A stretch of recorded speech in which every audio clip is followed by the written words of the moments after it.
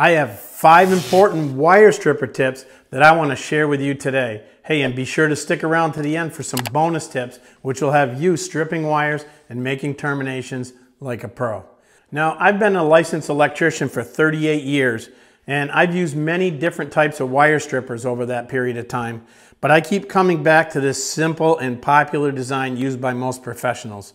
Now, these ones here are made by Ideal, but you can get similar strippers with the same features from many other brands. So this video will apply to those as well. Tip number 1, wire size. Now, wire strippers are designed to strip a variety of different size wires. Now, as you can see, these will strip number 10 through number 18 solid wire and number 12 through number 20 stranded wire. Now, I find this size range to be a great choice for residential wiring. They'll strip number 12 and number 14 gauge lighting and receptacle circuits. And they'll strip number 10 gauge wires used for 30 amp circuits for things like clothes dryers or water heaters. But they'll also strip smaller gauge fixture wires, so this size pretty much has you covered around the home. Now, when we're using these strippers, we need to make sure we're using the cutter that matches not only the wire size, but also the wire type. For example, the cutter for number 12 solid is the same one used for number 14 stranded. If you get this wrong, you'll have a difficult time removing the insulation or possibly even damaging the wire you're trying to strip. So we need to pay attention to the markings to get the best results. Tip number 2, loopholes.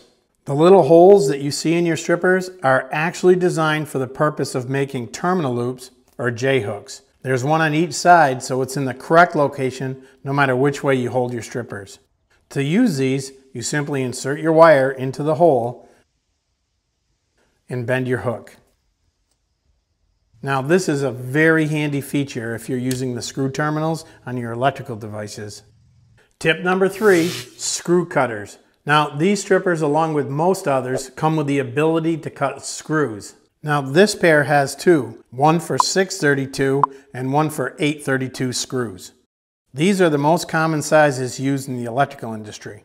632 screws are used to connect outlets and switches to your wall box. Metal boxes like this 4-inch square use 832 screws for blank covers, or even for raised covers used for outlets and switches. Also, most light fixtures mount with 832 screws as well. The problem with cutting screws is when you make the cut, the threads get damaged, making them difficult to use. These screw cutters solve that problem. You simply thread the screw into the hole, cut it to length, and when you back it out, the die repairs the threads. This is a very handy feature. And tip number 4, needle nose. If we look at the tip of the strippers, you can see something very similar to needle nose pliers. Now, you can use these instead of reaching for another tool. These can be used to bend your J-hooks if you prefer that method. They're also very handy for breaking off the ears on the device or even securing a ground wire around a screw in a box. Another very useful feature. And tip number 5, wire cutter. Now, no set of wire strippers would be complete without a wire cutter. These are great for trimming your wires before you strip them, or even evening them out before you make your connections to a device. But remember, the blade on the strippers is only designed to cut copper or aluminum wire. If you try to cut something hard, you may damage your blades. Okay, so now let's put these to use, and I'll show you a few bonus tips for stripping wires and making connections. So first, let's strip this number 14 solid wire. We'll insert the wire into the correct cutter, then we'll close the strippers all the way down. Then we want to release just slightly and use our thumb like a lever to remove the insulation. What we don't want to do is rotate the strippers left and right like this. This can damage the copper and actually cause a failure down the road.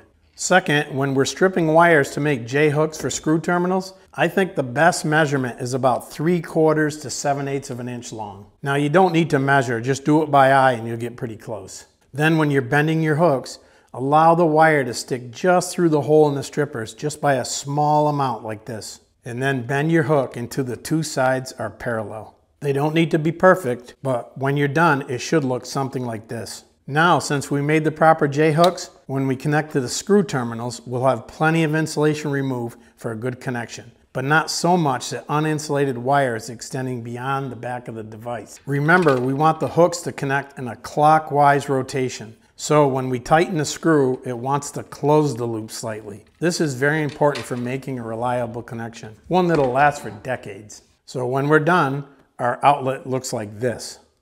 Now, some of you might be wondering why I didn't pigtail that device. Well, I made an entire video dedicated to that subject that I'll link right here. Hey, and if you found this video to be helpful at all, hit that like button down below. It really does help the video spread to a wider audience. I'm John from Backyard Maine, and I'll see you on the next one.